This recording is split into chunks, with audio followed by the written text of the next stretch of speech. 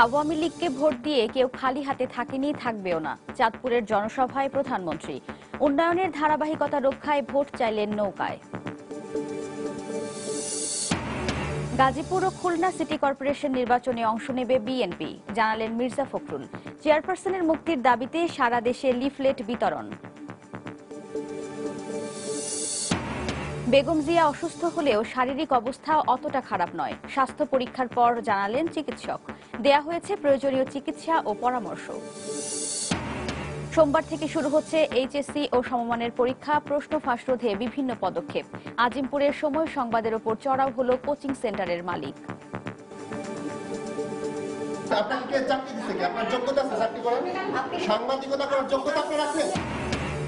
এবং হংকংকে ৬-০ গোলে হারিয়ে জকি কাপে অপরাজিত চ্যাম্পিয়ন বাংলাদেশ অনূর্ধ্ব ১৫ নারী ফুটবল দল। আবারও তহুরার হ্যাট্রিক।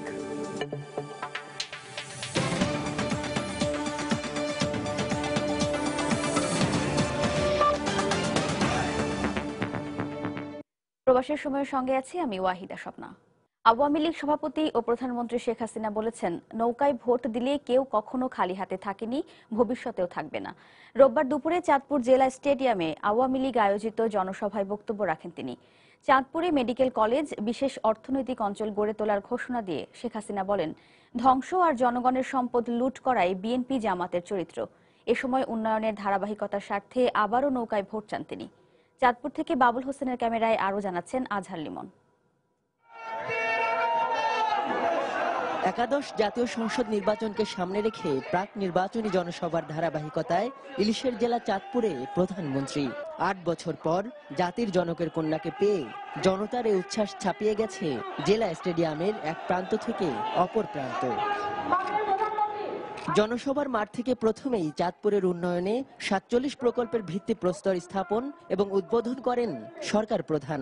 পরে সমবেত জনতার উদ্দেশ্যে বক্তব্য রাখেন তিনি বলেন, জাতির পিতার আদর্শ অনুসরণ করে দেশের মানুষের জন্য কাজ করাই তার রাজনীতি।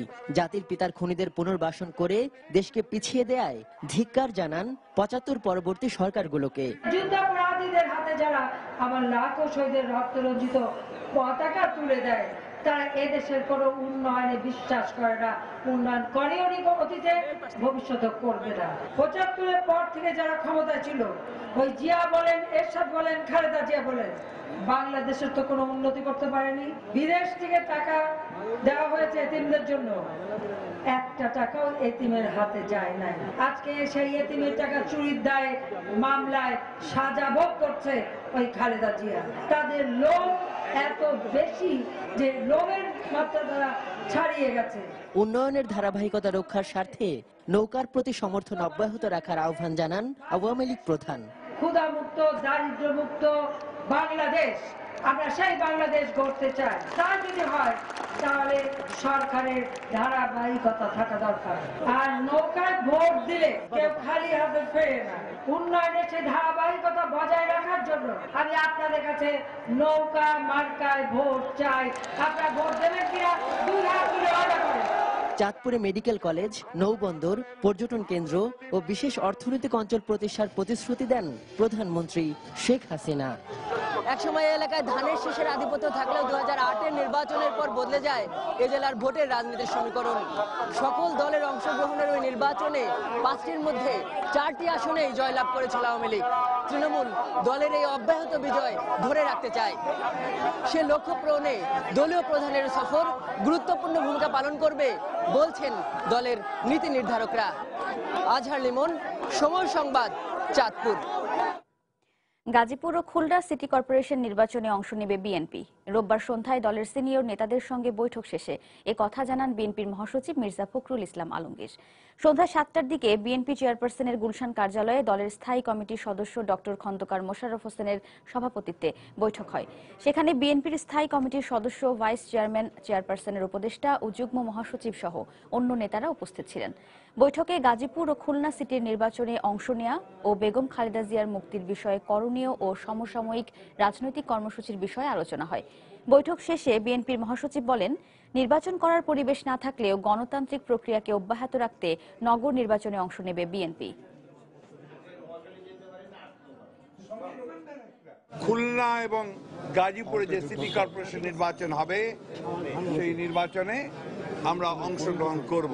যদিও বর্তমানে দেশে কোনো গণতান্ত্রিক পরিবেশ নেই, জনগণের যে অধিকার সেটাকে প্রয়োগ করবার সুযোগ সৃষ্টি করবার জন্য আমরা এই নির্বাচনে আন্দোলনের অংশ হিসাবে অংশগ্রহণ করব। মিথ্যা মামলায় তাকে কারাগারে আটক রাখা হয়েছে এবং তার এই মুক্তি আন্দোলনকে আরো বেগবান করার জন্য এবং তাকে মুক্ত করবার জন্যই এই নির্বাচনকে আমরা একটা আন্দোলনের অংশ হিসাবে আমরা নেব বলে আমরা সিদ্ধান্ত নিয়েছি। বিএনপি চেয়ারপারসন বেগম খালেদা জিয়া অসুস্থ হলেও তার শারীরিক অবস্থা বেশি খারাপ নয়। সময় সংবাদকে টেলিফোনে কথা জানান বেগম জিয়ার চিকিৎসার জন্য গঠিত মেডিকেল বোর্ডের সদস্য, ঢাকা মেডিকেল কলেজ হাসপাতালের অর্থোপেডিক বিভাগের প্রধান অধ্যাপক ডাক্তার শামসুজ্জামান। মেডিকেল বোর্ডের সদস্যরা রোববার দুপুর 1টার দিকে কারাগারে প্রবেশ করেন। প্রায় ঘণ্টাব্যাপী তারা বেগম জিয়ার স্বাস্থ্য পরীক্ষা করেন।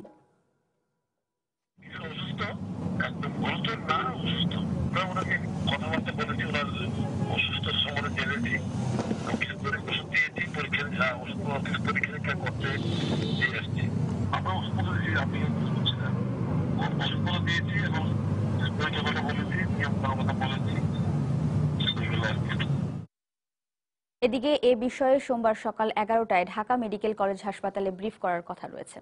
এবার অন্য প্রসঙ্গ। আওয়ামী লীগ ছাড়া দেশে আর কোনো রাজনৈতিক দল ভোট চাওয়ার অধিকার ভোগ করতে পারছে না বলে অভিযোগ করেছেন বিএনপির শীর্ষ নেতারা। বেগম জিয়ার মুক্তির দাবিতে রাজধানী সহ সারা দেশে লিফলেট বিতরণ কর্মসূচিতে অংশ নিয়ে তারা একথা বলেন। পূর্বঘোষিত কেন্দ্রীয় কর্মসূচির অংশ হিসেবে রোববার দুপুরে নয়াপল্টনে দলের কেন্দ্রীয় কার্যালয়ের সামনে থেকে লিফলেট বিতরণ শুরু করেন দলের মহাসচিব মির্জা ফখরুল ইসলাম আলমগীর। একই সময় মহাখালীর টিবি গেট এলাকায় লিফলেট বিতরণ করেন দলের স্থায়ী কমিটির সদস্য ডক্টর খন্দকার মোশাররফ হোসেন। লিফলেট বিতরণ শেষে গণমাধ্যমের সামনে বেগম জিয়ার মুক্তির দাবি জানিয়ে বক্তব্য রাখার সময় বাধা দেয় পুলিশ। পরে সেখান থেকে বিএনপির 2 কর্মীকে আটক করা হয়। আন্দোলনের মাধ্যমে বিএনপি চেয়ারপারসনকে কারামুক্ত করার প্রত্যয় ব্যক্ত করেন নেতারা।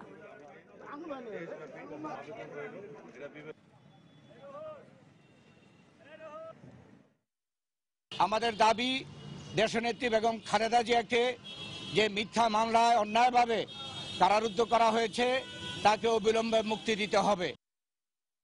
এদিকে আগামী সংসদ নির্বাচনে আওয়ামী লীগের ভোট চাওয়া নিয়ে সমালোচনা না করে বিএনপিকে জনগণের কাছে ভোট চাওয়ার পরামর্শ দিয়েছেন আওয়ামী লীগের সভাপতি মণ্ডলীর সদস্য মোহাম্মদ নাসিম। রোববার দুপুরে রাজধানীর কাকরাইলে এক অনুষ্ঠানে তিনি একথা বলেন। বিশেষজ্ঞ চিকিৎসকদের নিয়ে চেকআপের পর বেগম খালেদা জিয়ার বড় কোনো অসুস্থতা পাওয়া যায়নি বলেও জানান তিনি। আমরা কেউ চাই না তিনি অসুস্থ থাকুক, যেটুকু আমার খবর আছে যে তিনি সুস্থই আছেন, ভালো আছেন। তার কিছুটা উপসর্গ আগে ছিল, সেগুলি হয়তো কিছুটা দেখা দিয়েছে। তো এই ব্যাপারে প্রয়োজনীয় ব্যবস্থা তো করা হচ্ছে, সরকারের নির্দেশে করা হচ্ছে। খামোখা গুজব ছড়িয়ে গুঞ্জন সৃষ্টি করে লাভ হবে না। নির্বাচনের মাঠে থাকেন, নির্বাচনের জন্য আপনারা কাজ শুরু করেন, ইচ্ছা মতো ভোট চান, লক্ষ্যবার ভোট চান, আপনার ধানের শীষের পক্ষে ভোট চান, কোনো অসুবিধা নেই।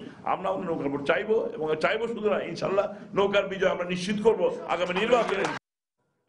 দলের জনপ্রিয়তা যাচাই করতে আগামী নির্বাচনে বিএনপিকে অংশ নেওয়ার আহ্বান জানিয়েছেন খাদ্যমন্ত্রী অ্যাডভোকেট কামরুল ইসলাম।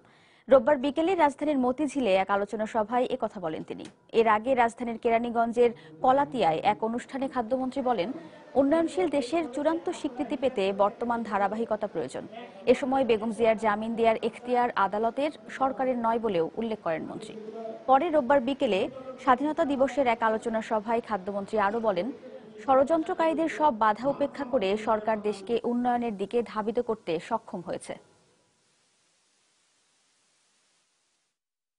বেগম খালেদা জিয়া মুক্তি না পেলে আপনি নির্বাচনে অংশগ্রহণ করবেন, আন্দোলন করবেন, ওই হুমকি দিয়ে কোনো লাভ নাই। 2014 সালে আন্দোলন করেছেন, আগুন সন্ত্রাস করেছেন, নিজেদের ক্ষতি করেছেন, রাজনৈতিক দল না একটা সন্ত্রাসী দল হিসেবে নিজেদের পরিচিত করেছেন। ওই সমস্ত হুমকি দমকি দিয়ে কোনো লাভ নাই। বরং নির্বাচনের জন্য প্রস্তুতি গ্রহণ করেন। নির্বাচনে যদি অংশগ্রহণ না করেন তাহলে রাজনৈতিক দল হিসাবে আপনারা চরম সংকটে নিপতিত হবেন। তত্ত্বাবধায়ক সরকারের যে সিস্টেম, সেই সিস্টেমের লাস্ট পেরেকটা আপনারা গতবার মেরেছেন। উন্নয়নশীল দেশ হিসেবে যে আমরা প্রবেশ করেছি, সেখান থেকে 2024 সালে চূড়ান্ত স্বীকৃতি, এই 24 সাল পর্যন্ত কিন্তু আমাদের সেই ধারাবাহিকতা বজায় রাখতে হবে। শেখ হাসিনা সরকার ছাড়া আমরা কিন্তু আবার ছিটকে পড়ব। প্রবাসের সময় আরো থাকছে। চুয়াডাঙ্গায় ছানি অপারেশনের পর দৃষ্টিশক্তি হারানো ২০ জনকে কেন ১ কোটি টাকা করে ক্ষতিপূরণ দেয়া হবে না জানতে চেয়ে হাইকোর্টের রুল। সোমবার থেকে অনুষ্ঠেয় এইচএসসি ও সমমানের পরীক্ষার সব ধরনের প্রস্তুতি শেষ করেছে দেশের 10টি শিক্ষা বোর্ড। শিক্ষা মন্ত্রণালয়, প্রশাসন ও পুলিশের সমন্বয়ে সুষ্ঠুভাবে পরীক্ষা নিতে এবার প্রথমবারের মতো ব্যবহার করা হবে সিকিউরিটি টেপযুক্ত বিশেষ খাম। পাশাপাশি লটারির মাধ্যমে প্রশ্ন সেট নির্ধারণ করে সব বোর্ডে অভিন্ন প্রশ্নে পরীক্ষা অনুষ্ঠিত হবে। সোমবার সারা দেশে একযোগে শুরু হচ্ছে এইচএসসি পরীক্ষা। এবার মাদ্রাসা ও কারিগরি সহ দেশের 10টি শিক্ষা বোর্ডে পরীক্ষায় অংশ নিচ্ছেন 13,11,457 জন পরীক্ষার্থী। পরীক্ষাকে ঘিরে এরই মধ্যে সব ধরনের প্রস্তুতি সম্পন্ন করেছে 10টি বোর্ড। সুষ্ঠুভাবে পরীক্ষা নিতে বোর্ড কর্তৃপক্ষের 5টি এবং শিক্ষকদের সমন্বয়ে গঠিত 19টি ভিজিল্যান্স টিম সার্বক্ষণিক কাজ করবে। কেন্দ্রের 200 গজের মধ্যে পরীক্ষার্থী ছাড়া জনসাধারণের প্রবেশ নিষিদ্ধ করা হয়েছে। প্রশ্নপত্র সর্টিং এর সময় আমরা এবার একটা সিকিউরিটি খাম ব্যবহার করছি, যে সিকিউরিটি খামের মধ্যে প্রশ্নপত্রগুলো প্যাকেটজাত হয়ে ট্রেজারি থেকে সেন্টারে আসবে। সেখানে মাঝখানে আর প্যাকেট খোলার কোনো অপশন থাকবে না। কেন্দ্র সচিব সহ সংশ্লিষ্ট সকলকে আহ্বান জানাবো যে কোনো মোবাইল, কোনো ইলেকট্রনিক ডিভাইস এবং যেটা আমরা স্মার্ট মোবাইল ফোন বলি সেটা কিন্তু থাকবে না, ইভেন ম্যাজিস্ট্রেটেরও থাকবে না। এসএসসি পরীক্ষায় বন্ধ করা সম্ভব না হলেও এইচএসসি পরীক্ষার সামনে রেখে এরই মধ্যে সারা দেশে বন্ধ রয়েছে কোচিং সেন্টারের কার্যক্রম।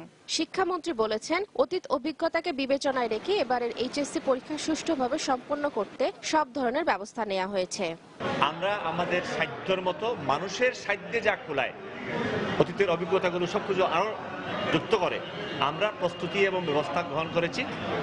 আমরা আশা করি যে এটা সুষ্ঠু পরিবেশে ভালো পরীক্ষা হবে। আমি আমাদের পরীক্ষার্থী সবাইকে শুভেচ্ছা অভিনন্দন জানাচ্ছি এবং তার সাফল্য কামনা করছি।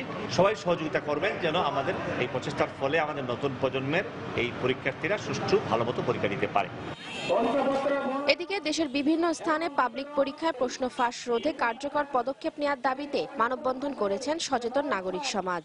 এ সময় প্রশ্ন ফাঁস রোধে সনাকের পক্ষ থেকে 9টি সুপারিশ তুলে ধরা হয়। তাসমিন আফরোজ, সময় সংবাদ। এইচএসসি পরীক্ষা শুরুর একদিন আগেও নামি বেনামি বিভিন্ন কোচিং সেন্টার তাদের কার্যক্রম চালু রাখে। এ কারণে শেষ মুহূর্তেও পরীক্ষার্থীরা ছোটেন কোচিং সেন্টারে। এ খবর সংগ্রহ করতে গেলে সময় সংবাদের টিম আজিমপুরে সজীব কোচিং সেন্টারে যাওয়ার পর তাদের উপর চড়াও হন প্রতিষ্ঠানের মালিক। কাজে বাধা সহ দেয়া হয় হুমকিও। আরো দেখুন পিঙ্কি আক্তারের রিপোর্টে। মনিটর আছে, ওখান থেকে দেখেন, ক্লাসে ডিস্টার্ব করতে দিব না আমরা। সে আপনার পুলিশ আসলে আমরা ক্লাসে ডিস্টার্ব করতে দিব না। আপনি বের হন। কোচিং করানোর সময় রাজধানীর সজীব কোচিং সেন্টারে সময় সংবাদের টিম উপস্থিত হলে তাদের উপর চড়াও হন প্রতিষ্ঠানের মালিক। এ সময় হুমকি সহ চিত্র সাংবাদিককে লাঞ্ছিতও করা হয়। শুধু সজীব কোচিং সেন্টারই নয়, সরকারের সব রকমের চোখরাঙানি উপেক্ষা করে অনেক কোচিং সেন্টারই চালু রেখেছে তাদের কার্যক্রম। এটা তো আমাদের পরিচালক জেনে সেতে প্রশ্ন ভালো দিতে পারে। আমরা এখানে লেকচার বেজ আসি, আমরা ক্লাস করি, আমাদের যখন টাকা আমরা ক্লাস নিতে আসি। কোচিং যদি সত্যি বন্ধ করে দেয় তাহলে এখন যদি 75 জন A+ পায় 20 জনও পাবে না, আমি লিখিত গ্যারান্টি। প্রত্যেকটা কোচিং এ একই অবস্থা। কোচিং সেন্টারগুলো আপনি হয়তো বলতে পারেন যে ব্যবসা খুলে নিয়েছে, বাইক খুলে নিয়েছে, কিন্তু ভালো ভালো টিচারগুলা এখানে এসে তারা যত্ন সহকারে বসে। তবে রয়েছে ভিন্ন চিত্র। কোচিং না করিয়ে ভালো ফলাফলের কথা বলছেন রাজধানীর একটি বেসরকারি কলেজ কর্তৃপক্ষ, যেখানে সারা বছর কেবল শ্রেণীকক্ষেই পাঠদান করা হয়। আমাদের কলেজে কোনো কোচিং এর ব্যবস্থা নেই, কোনো সমস্যা হচ্ছে না। স্যার ম্যাডাম আমাদের ক্লাসের পরেও বুঝিয়ে দিচ্ছে। কোচিং ছাড়া শিক্ষার্থীদের ভালো রেজাল্ট অবশ্যই সম্ভব। শিক্ষক যদি ক্লাসে অত্যন্ত মনোযোগ সহকারে পড়ান এবং ওই ছাত্রদের উপযোগী করে যদি তিনি তার লেকচারটা দেন এবং তারপরে যদি তিনি ফিডব্যাকটা নিয়ে থাকেন, আশা করি ক্লাসেই বাচ্চাদের পড়ার অনেকাংশ হয়ে যাবে। ক্ষতিকর এই জন্য যে সাজেশনে পড়াশোনা করে আমরা যেমন মনে করেন পুরো সিলেবাসটা পড়াই এবং আমাদের শিক্ষকরা সার্বক্ষণিক বিষয়ে তদারকি করেন। গত কয়েক বছর ধরে প্রশ্ন ফাঁস যেন নিয়মিত ব্যাপার হয়ে দাঁড়িয়েছে, যা বন্ধ করতে এবার সরকার, দুদক সহ আইন শৃঙ্খলা রক্ষা বাহিনীও সজাগ। রাত পোহালে এইচএসসি পরীক্ষা, তবুও সরকারের নির্দেশকে বৃদ্ধাঙ্গুলি দেখিয়ে এখনো এই সমস্ত নামি বেনামি কোচিং সেন্টারগুলো সচল রেখেছে তাদের কার্যক্রম, যেখানে এখনো শিক্ষার্থীরা আসছেন সকাল থেকে রাত পর্যন্ত কোচিং করতে। যার ফলে এবারও প্রশ্ন ফাঁসের সম্ভাবনা থেকেই যায়। পিঙ্কি আক্তার, সময় সংবাদ, ঢাকা। এদিকে এইচএসসি ও সমমানের পরীক্ষা চলাকালীন মোবাইল ব্যাংকিং লেনদেনে কঠোর নজরদারির নির্দেশনা দিয়েছে বাংলাদেশ ব্যাংক। বাংলাদেশ ব্যাংকের এক পরিপত্রে রোববার মোবাইলে আর্থিক সেবাদানকারী প্রতিষ্ঠানগুলোকে এ নির্দেশ দেওয়া হয়। প্রতিষ্ঠানগুলোর ডিস্ট্রিবিউটর, এজেন্ট ও গ্রাহকদের এ পরিপত্র সম্পর্কে জানানোর পরামর্শ দেওয়া হয়। এছাড়া সন্দেহজনক লেনদেনের তথ্য আইন প্রয়োগকারী সংস্থাকে পাঠানোর নির্দেশ রয়েছে ওই পরিপত্রে। বিরামহীন পড়াশোনার চাপ আর ভারী ব্যাগের বোঝায় দিন দিন আনন্দহীন হয়ে উঠছে দেশের লাখ লাখ শিশু কিশোরের শৈশব। অথচ শিক্ষানীতিতে বলা আছে শিক্ষার্থীদের শারীরিক ও মানসিক বিকাশ হতে হবে আনন্দময় পরিবেশে। আর স্কুল কর্তৃপক্ষ বলছে ভালো ফলের চাহিদার কারণেই বইয়ের সংখ্যা বাড়াতে বাধ্য হচ্ছেন তারা। এই অবস্থায় শিক্ষাবিদরা মনে করছেন বাড়িতে নয় বরং শিশুদের পড়ালেখা শেষ করতে হবে স্কুলেই। নিজামুদ্দিনের ক্যামেরায় আরো জানাচ্ছেন মাহমুদ রাকিব। সাত সকালে ঘুম চোখে স্কুলে যাওয়ার তাড়া আর সাথে নিজের চেয়েও ভারী পেট মোটা ব্যাগ, এ দুয়ের তাড়নায় নুয়ে পড়ছে স্কুলগামী শিশু কিশোররা।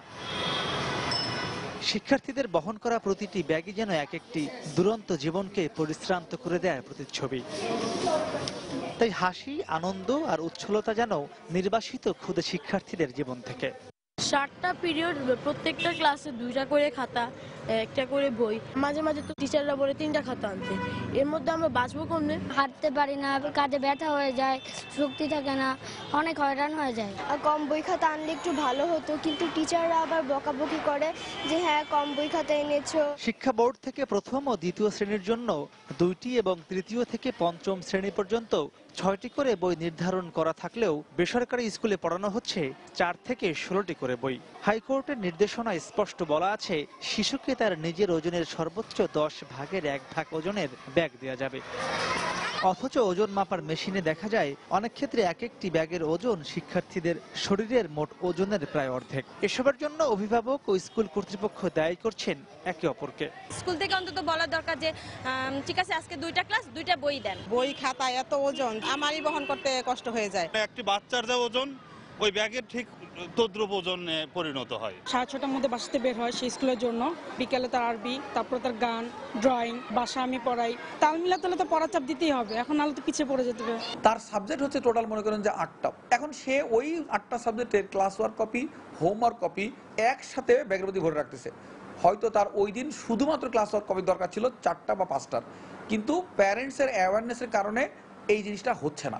শিক্ষাবিদরা বলছেন শিক্ষা মানেই বই আর ভালো ফলাফল, এ ভুল ধারণা থেকে বের হয়ে আসতে হবে। শিক্ষা মানে কিন্তু বই না, এটা অভিভাবকদের চাহিদার প্রেক্ষিতে তৈরি হয়েছে এবং বিদ্যালয়গুলিও অভিভাবকদেরকে সন্তুষ্ট করার জন্য এই অবস্থাটা তৈরি করেছে। ভালো পরীক্ষার যে ফলাফল, বেশি নম্বর পাওয়া, তার জন্য এই বইয়ের চাপটা অনেক সময় শিক্ষকরা বাড়িয়ে দিচ্ছেন। সংশ্লিষ্টরা বলছেন শিক্ষার্থীদের প্রাথমিক ও প্রাথমিক স্তরে ভালো ফলাফলের চেয়ে শিশুর মানসিক বিকাশকেই বেশি গুরুত্ব দেওয়া উচিত। তবে দেশের সামগ্রিক শিক্ষা ব্যবস্থায় যেভাবে শিশুদের উপর পড়াশোনার চাপ ও কাঁধে বইয়ের বোঝা চাপিয়ে দেওয়া হচ্ছে, তাতে করেই ভবিষ্যৎ প্রজন্ম কতটুকু মানসিকভাবে বিকশিত হয়ে বেড়ে উঠছে সে প্রশ্ন থেকেই যায়। মাহমুদ রাকিব, সময় সংবাদ, ঢাকা। প্রথম 2 বছর নানা জটিলতায় কেটেছে সময়, তাই পদ্মা সেতুর 5টি প্রকল্পের মধ্যে সবচেয়ে পিছিয়ে আছে নদী শাসন। তবে চলতি শুকনো মৌসুমে সব জটিলতা কাটিয়ে পুরো দমে চলছে কাজ। লক্ষ্য এ বছরের মধ্যেই কমপক্ষে 3 কিলোমিটার এলাকায় নদী শাসনের কাজ শেষ করা। তবে পুরো কাজ শেষ করতে সময় লাগবে আরও 2 বছর। প্রকল্প এলাকা ঘুরে এসে রিপোর্ট এহসান জুয়েলের, ক্যামেরায় ছিলেন সাইফুল ইসলাম। পদ্মা নদীর জাজিরা প্রান্ত বড় এলাকা জুড়ে চলমান ছবিটি বলছে শুধু নদীতে নয়, কাজ চলছে নদীর 2 পারেও। মূল সেতু যে পথে হবে সেই নকশা অনুযায়ী নদীর গতিপথ যাতে পরিবর্তন না হয় কিংবা পারের অপ্রত্যাশিত ভাঙন রোধে করা হচ্ছে নদী শাসনের কাজ। 2014 সালে কাজ শুরু হলেও প্রথম 2 বছর নদীর মাওয়া প্রান্তে পরীক্ষামূলক কাজ করতে গিয়ে বড় বিপর্যয়ে পড়েন প্রকৌশলীরা। প্রবল বর্ষায় নদীর তলদেশে তৈরি হওয়া বিশাল 2টি গর্ত বা স্টার হোলের কারণে মাওয়া প্রান্তে আকস্মিক 7 লাখ কিউবিক মিটার মাটি সরে যায়। তখনই সেখানে কাজ বন্ধ করে সরিয়ে আনা হয় জাজিরা প্রান্তে। নদীর জাজিরা প্রান্তে 11.3 কিলোমিটার এবং মাওয়া প্রান্তে 1.8 কিলোমিটার নদী শাসন করার কথা রয়েছে। চলতি শুকনো মৌসুমে জাজিরা প্রান্তে 3 কিলোমিটার নদী শাসনের লক্ষ্য রয়েছে। আগামী বছরও এ প্রান্তে আরও 6 কিলোমিটার কাজ করা হবে। 2020 সালে কাজ করা হবে মাওয়া প্রান্তে। নদী শাসন কাজ যত সময় আসতেছে আমরা কাজের গতি আর একটু কমে যাবে, কারণ বর্ষাকালে আমরা নদীর কাজ করতে পারি না। তবে এই বছর আমরা চিন্তা করছি জাজিরা পাড়ে কিছু কাজ আমরা করব, কারণ জাজিরা পাড়ে পানির স্রোত কম। বছরে মে থেকে অক্টোবর মাস পর্যন্ত প্রবল স্রোতে করা যায় না নদী শাসনের কাজ। কোথায় কি পরিমাণ কাজ করা হবে সেটা বুঝতে আগে জরিপ করতে হয় নদীর তলদেশ এবং মাটির নিচের অংশে। কিন্তু এ কাজে প্রয়োজনীয় যন্ত্রপাতি সময় মতো নিয়ে আসেনি কোরিয়ান ঠিকাদার প্রতিষ্ঠান সিনোহাইড্রো। তাই প্রথম 2 বছর কাজে গতি ছিল না। তবে নদী শাসনের পুরো কাজ শেষ করা না গেলেও মূল সেতুর কাজ শেষে উদ্বোধনের ক্ষেত্রে সেটা সমস্যা হবে না। রিভার ট্রেনিং এটা আর একটু পিছিয়ে আছে। আমার ধারণা 1 বছর তো বাড়াতে হবে। এটার জন্য সেতুর ওপেনিং কিন্তু পিছিয়ে থাকবে না, এই আপস্ট্রিমে কয়েক কিলোমিটার বাকি থাকবে, সেটা নিয়ে আমরা পুরা চালু করে দিতে পারি। এখন পর্যন্ত নদী শাসনের 60 ভাগ কাজ শেষ হওয়ার কথা থাকলেও হয়েছে 37 ভাগ। তবে এবছরের অভিজ্ঞতা নিয়ে আগামী 3 বছরের মধ্যে কোন রকম সমস্যা ছাড়াই কাজ শেষ করা সম্ভব হবে বলে মনে করছেন প্রকৌশলীরা। পদ্মা সেতুর সবচেয়ে বড় চ্যালেঞ্জিং কাজগুলোর মধ্যে অন্যতম এই নদী শাসনের কাজ। নানা জটিলতায় আগের 2 শুকনো মৌসুমে কাজে গতি আনা সম্ভব না হলেও সমস্যা চিহ্নিত করার কারণে এবছর পুরোদমে চলছে কাজ। আর সেটাই আগের ক্ষতি পুষিয়ে নেওয়ার ব্যাপারে আশাবাদী করে তুলছে প্রকল্প সংশ্লিষ্টদের। তবে নদী শাসন যেহেতু চলমান একটি প্রক্রিয়া, তাই সেতুর কাজ শেষ হওয়ার পরও আরও কয়েক বছর এই কাজটি অব্যাহত রাখতে হবে। এহসান জুয়েল, সময় সংবাদ, শিবচর, মাদারীপুর। সিলেটের মীরাবাজারে নিজ বাসা থেকে মা ও ছেলের লাশ উদ্ধারের ঘটনায় এখনো কোনো মামলা হয়নি। আহত অবস্থায় উদ্ধার করা রাইসা নামের 5 বছরের শিশুটিকে রাখা হয়েছে পুলিশি হেফাজতে। 2 দিন ধরে সে ওই বাসায় আহত অবস্থায় পড়েছিল। ঘটনার পর থেকে বাড়ির গৃহ পরিচারিকার কোনো খোঁজ পাওয়া যাচ্ছে না। তবে হত্যাকাণ্ডের রহস্য উদ্ঘাটনে চেষ্টা চলছে বলে জানিয়েছে পুলিশ। এসএসসি ফলপ্রার্থী ছেলে রবিউল ইসলাম রোকন ও 5 বছরের শিশু রাইসাকে নিয়ে মীরাবাজার মিতালি 15 নম্বর বাসায় ভাড়া থাকতেন রোকেয়া বেগম। 2 দিন ধরে বোনের সাথে কথা না হওয়ায় রোকেয়ার ভাই জাকির সকালে বাসায় এসে দরজায় কড়া নাড়েন। এ সময় ভেতর থেকে ভাগ্নি রাইসা বলে ওঠে তার মা ও ভাইকে মেরে ফেলা হয়েছে। ছোট শিশুটি দরজা খুলতে না পারায় বাইরে থেকে তালা ভেঙে ভেতরে প্রবেশ করে মা রোকেয়া ও ছেলে রবিউলের লাশ পড়ে থাকতে দেখা যায়। রাইসাকেও পাওয়া যায় আহত অবস্থায়, তার গলায় আঘাতের চিহ্ন রয়েছে। ধারণা করা হচ্ছে রাইসাকে মৃত ভেবে চলে যায় দুর্বৃত্তরা। তারা প্রায় সময় নীরব থাকতো, আর ছেলেটা ওই শাহজালাল মীরাবাজার শাহজালাল জামিয়া ইসলামিয়ায় লেখাপড়া করতো। গলার মধ্যে বোধহয় কিছু দিয়ে শ্বাসরুদ্ধ করে মৃত্যুবরণ করা হয়েছে। বোনে বলছে যে আপনার তো মোবাইল বন্ধ থাকে না, আপনি গিয়ে মোবাইলটা কেন বন্ধ, আপনি গিয়ে দেখে আন বাসায়। তারপরে পরে আমার বাগনিটা ভিতর থেকে জবাব দিচ্ছে। জবাব দেওয়ার পরে বলছে যে মামা আম্মাকে তো মারি লেছে, ভাইয়াকেও মারি লেছে। আমি কি বলো, দরজাটা খুললো, দরজা খুলতে পারতাম না। পরে আমি ওদিকে ঘুরিয়ে গিয়ে ওই জানালার ওদিকে গিয়ে দেখলাম। তাদের সাথে কারো বিরোধ ছিল বলে জানা যায়নি। 10-15 দিন আগে একটা ঘটনা হয়েছে আর কি।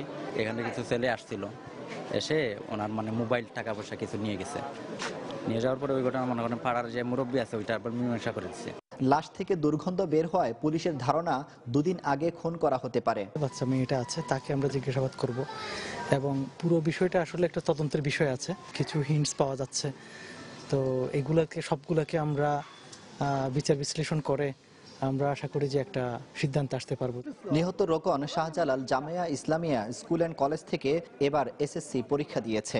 সন্তানের লেখাপড়ার জন্য স্কুলের পাশে একটি বাসায় ভাড়া থাকতেন রোকেয়া। রোকেয়ার স্বামী হেলাল আহমদ পক্ষঘাতগ্রস্ত, তিনি আরেকটি বাসায় বসবাস করেন। আব্দুল আহাদ, সময় সংবাদ, সিলেট। ইলেকট্রিক যন্ত্রাংশ তৈরি করে অভিনব কায়দায় আনা প্রায় 13.5 কেজি স্বর্ণ জব্দ করেছে চট্টগ্রাম কাস্টমস কর্তৃপক্ষ। রোববার সকালে দুবাই থেকে বাংলাদেশ বিমানে আসা এই স্বর্ণের চালানের সঙ্গে স্বপন নাথ নামে এক যাত্রীকে আটক করা হয়েছে। আগের সব কৌশলকে পাশ কাটিয়ে স্বর্ণের বার গলিয়ে যন্ত্রপাতির আকারে নতুন পন্থার এই চোরাচালানে কাস্টমস কর্মকর্তারাও বিস্ময় প্রকাশ করেছেন। লাগেজের ভেতরে করে কিংবা শৈলের সাথে বেঁধে স্বর্ণের বার পাচার নতুন কিছু নয়, এমনকি নতুন নয় পেটের মধ্যে স্বর্ণের বার আনাও। কিন্তু এবার সব কৌশলকে ছাপিয়ে যন্ত্রপাতির ভেতরে স্বর্ণ পাচারে একটি চালান আটকে দিয়েছে কাস্টমস কর্তৃপক্ষ। সকাল 9টায় দুবাই থেকে বাংলাদেশ বিমানে আসা স্বপন কুমার নাথ নামে এক যাত্রীকে সন্দেহ করে কাস্টমস কর্তৃপক্ষ, কিন্তু তার ব্যাগ তল্লাশি চালিয়ে পাওয়া যায় হেয়ার ড্রেসার, ড্রিল মেশিন এবং ভ্যাকুয়াম ক্লিনার। এসব পণ্য আনা নিষিদ্ধ না হলেও কাস্টমস কর্মকর্তাদের সন্দেহ কাটছিল না। শেষ পর্যন্ত ভাঙ্গা হয় তার আনা সব ধরনের যন্ত্রপাতি, আর এতে বেরিয়ে আসে স্বর্ণ চোরাচালানের নতুন এই রহস্য। বিভিন্ন ইকুইপমেন্টের ভিতর যেমন কার ওয়াশার, তারপরে হেয়ার স্ট্রেটনার এবং আরেকটা হচ্ছে ড্রিল মেশিন, হ্যামারের ভিতরে সে সুকৌশলে এগুলো লুকায়িত অবস্থায় নিয়ে আসে, উপরে জিঙ্ক কোটেড করে নিয়ে আসে। একেবারে নতুন কৌশলে স্বর্ণ পাচারের ঘটনায় কাস্টমস কর্মকর্তারাও কিছুটা হতবাক। এক্ষেত্রে স্বর্ণের বার গলিয়ে যেমন স্বর্ণগুলোকে যন্ত্রের ভেতরে ঢোকানো হয়েছিল, তেমনি স্ক্যানিং এ ধরা না পড়ার জন্য স্বর্ণের উপর দেওয়া হয়েছিল সিলভারের প্রলেপ। নিশ্চিত তথ্য না হলে এই ধরনের চালান আটক করা দুরূহ বলে মনে করছেন কাস্টমস কর্মকর্তারা। খুবই সুকৌশলে এবং কালার চেঞ্জ করে নিয়ে আসছে। সুতরাং এই বিষয়ে যদি সুস্পষ্ট ইনফরমেশন না থাকে এবং আমাদের অভিজ্ঞতা, অনেক কর্মকর্তা অভিজ্ঞ ছিলেন বলে এগুলো আইডেন্টিফাই করা সম্ভব হয়েছে এবং পরবর্তীতে বিষয়টি তদন্ত করে দেখা হবে এখানে কোনো চক্র বা কেউ কাজ করতেছে কিনা। গত মাসেও চট্টগ্রাম শাহ আমানত বিমানবন্দরে দুটি চালানে অন্তত 10 কেজি স্বর্ণের বার জব্দ করেছিল শুল্ক গোয়েন্দা কর্তৃপক্ষ। এ সময় আটক করা হয়েছিল একজনকে। শফিকুল আলম, সময় সংবাদ, চট্টগ্রাম। রাজধানীর রামপুরার ওষুধের দোকানে অভিযান চালিয়ে এক ভুয়া চিকিৎসককে আটক সহ 2 দোকান মালিককে জরিমানা করেছেন ভ্রাম্যমাণ আদালত। র্যাব জানায় রোববার রাত 11টার দিকে বউবাজার এলাকায় নির্বাহী ম্যাজিস্ট্রেট সারওয়ার আলমের নেতৃত্বে অভিযান চালায় ভ্রাম্যমাণ আদালত। এ সময় যশোর মেডিসিন কর্নার নামে ওয়ালিউর রেজা নামে এক ভুয়া চিকিৎসককে গ্রেফতার করা হয়। আটক ওয়ালিউর উচ্চ মাধ্যমিক পাশের সনদ নিয়ে উচ্চতর ডিগ্রিধারী পরিচয়ে দীর্ঘদিন ধরে ভুয়া চিকিৎসা দিয়ে আসছিলেন।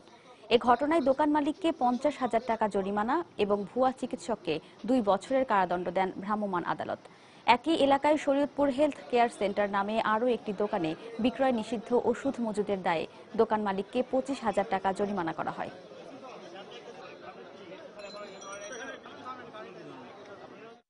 এই যে ভুয়া চিকিৎসক পরিচয় দিয়ে, এই যে ভুয়া FCPS, MBBS এবং MD হিসেবে বিশেষজ্ঞ চিকিৎসক পরিচয় দিয়ে এই চিকিৎসাকরণ অপরাধের কারণে এখানে তথাকথিত চিকিৎসক ওয়ালিউর রেজাকে 2 বছর বিনাশ্রম কারাদণ্ডের আদেশ করা হয়েছে।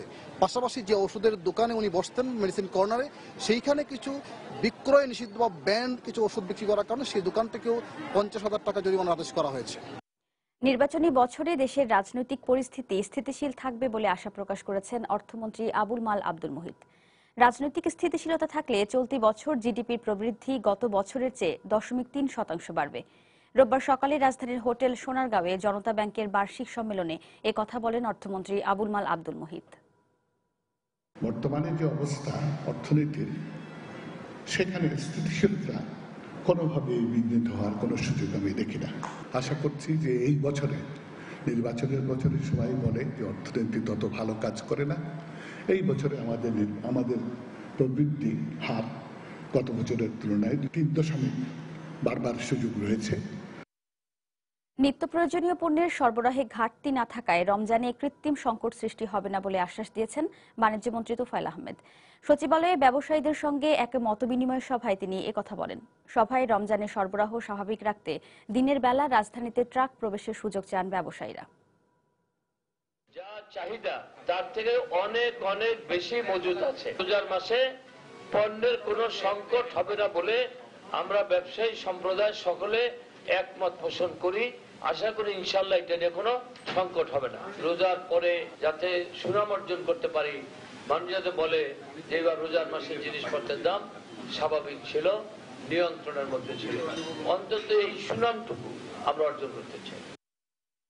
চুয়াডাঙ্গায় ছানি অপারেশনের পর দৃষ্টিশক্তি হারানো 20 জনকে কেন 1 কোটি টাকা করে ক্ষতিপূরণ দেওয়া হবে না জানতে চেয়ে রুল জারি করেছেন হাইকোর্ট।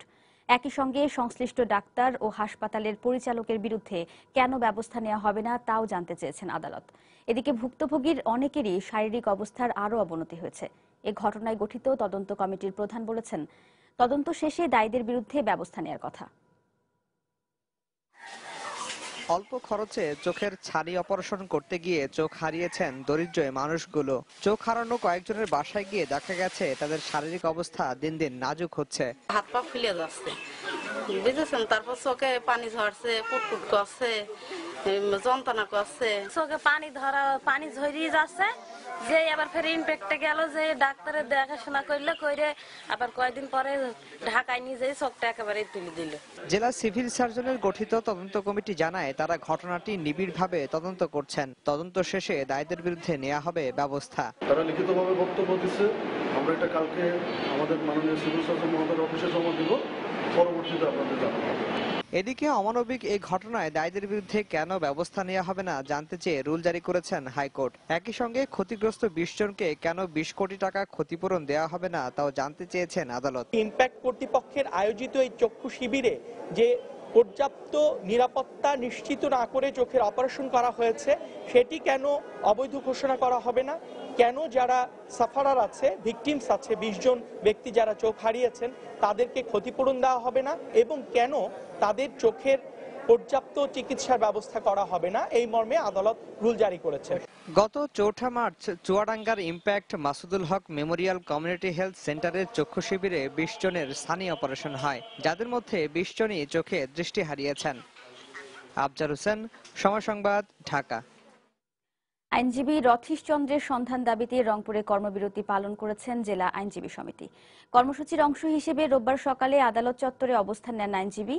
পরে আইনজীবী সমিতি ভবনের সামনে থেকে একটি বিক্ষোভ মিছিল বের করেন তারা। মিছিলটি বিভিন্ন সড়ক ঘুরে আবারও আদালত চত্বরে গিয়ে শেষ হয়। পরে জেলা প্রশাসকের কার্যালয়ের সামনে সড়কে মানববন্ধন করা হয়। এ সময় বক্তারা অবিলম্বে আইনজীবী রথীশ চন্দ্রকে জীবিত উদ্ধারের দাবি জানায়। তাদের কর্মবিরতিতে জেলার সব আদালতের মামলার কার্যক্রম বন্ধ রয়েছে। এদিকে রোববার দুপুরে নগরীর বাবুপাড়ায় নিখোঁজ আইনজীবী রথীশ চন্দ্রের বাড়িতে যান পুলিশের রংপুর রেঞ্জের ডিআইজি। এ সময় স্বজনদের সঙ্গে কথা বলেন তিনি।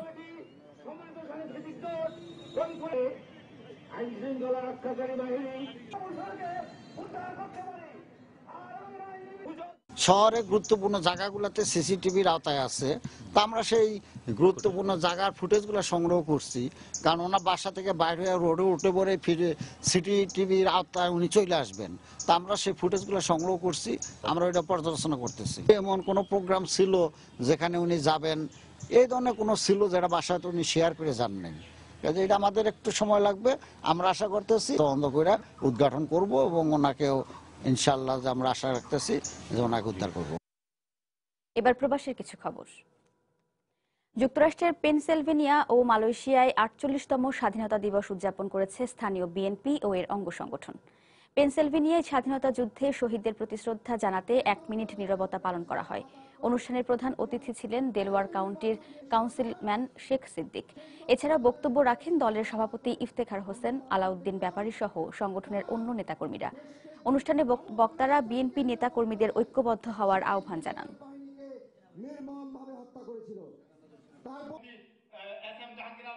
এদিকে স্বাধীনতা ও জাতীয় দিবস উদযাপন উপলক্ষে কুয়ালালামপুরের একটি হোটেলে আয়োজিত সভায় বক্তব্য রাখেন সংগঠনের সাধারণ সম্পাদক মোহাম্মদ মোশাররফ হোসেন, যুগ্ম সাধারণ সম্পাদক এস.এম. জাহাঙ্গীর ওয়ালিউল্লাহ জাহিদ ও মোহাম্মদ হাবিবুর রহমান রতন সহ অন্যান্যরা। তারা অভিযোগ করেন আওয়ামী লীগ সরকারই জোর করে বেগম জিয়াকে জেলে আটকে রেখেছে। অন্যদিকে মহান স্বাধীনতা দিবস উপলক্ষে আলোচনা সভার আয়োজন করে কুয়েত আওয়ামী লীগ, যুবলীগ ও আওয়ামী লীগের কানাডার কুইবেক শাখা। মুক্তিযুদ্ধের চেতনায় উজ্জীবিত হয়ে দেশের উন্নয়নে সবাইকে এগিয়ে যাওয়ার আহ্বান জানান তারা। কুয়েতের হাসাবিয়া এলাকার শাহ জালাল রেস্টুরেন্টে আয়োজিত সভায় সভাপতিত্ব করেন সংগঠনের সভাপতি আব্দুল্লাহ আল মামুন। এতে প্রধান অতিথি ছিলেন কুয়েত আওয়ামী যুবলীগের আহ্বায়ক ইমাম উদ্দিন বাদল। এছাড়াও অন্যান্যদের মধ্যে উপস্থিত ছিলেন জসিমউদ্দিন, ইউসুফ চৌধুরী ও ইদ্রিস আলী সহ অনেকেই।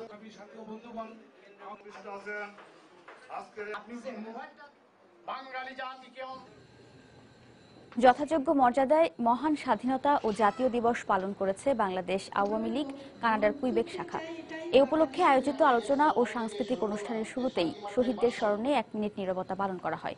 সাধারণ সম্পাদক সাজ্জাদ হোসেন চৌধুরী সুইট এর সঞ্চালনায় বাংলাদেশের মুক্তিযুদ্ধের ইতিহাস ও এর বিভিন্ন দিক নিয়ে আলোচনা করেন দলের নেতারা। বিশেষ অনুষ্ঠানের মধ্য দিয়ে 48তম স্বাধীনতা দিবস উদযাপন করেছে Bangladesh consulate general Dubai. Dubai হায়াত রিজেন্সি হোটেলে আয়োজিত আলোচনা সভা শেষে মনোজ্ঞ সাংস্কৃতিক অনুষ্ঠান পরিবেশন করা হয়।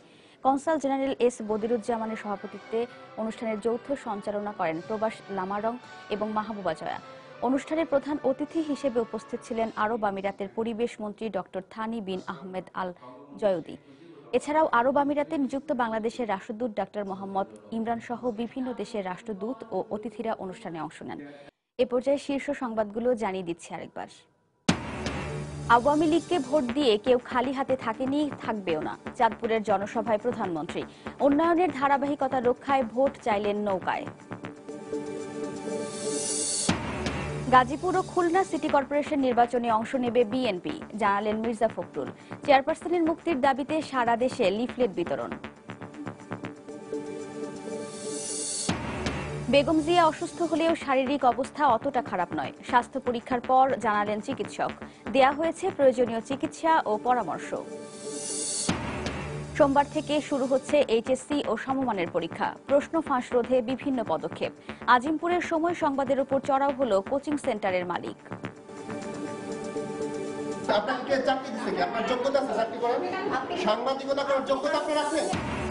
এবং হংকংকে ৬-০ গোলে হারিয়ে জকি কাপে অপরাজিত চ্যাম্পিয়ন বাংলাদেশ অনূর্ধ্ব ১৫ নারী ফুটবল দল। আবারও তহুরার হ্যাটট্রিক। এই ছিল প্রবাসের সময়। যে কোনো খবর পেতে ভিজিট করুন সময়নিউজ.tv। যে কোনো বাংলা লিংক ও রবি নম্বর থেকে সময় সংবাদের খবর, অনুষ্ঠান সূচি জানতে এবং যে কোনো তথ্য সময় সংবাদকে জানাতে ডায়াল করুন 162 নম্বরে। এছাড়া এই মাত্র পাওয়া খবর আপনার মোবাইলে পেতে SMS করুন *BN লিখে পাঠিয়ে দিন 162 নম্বরে। আর সঙ্গেই থাকুন সময়ের।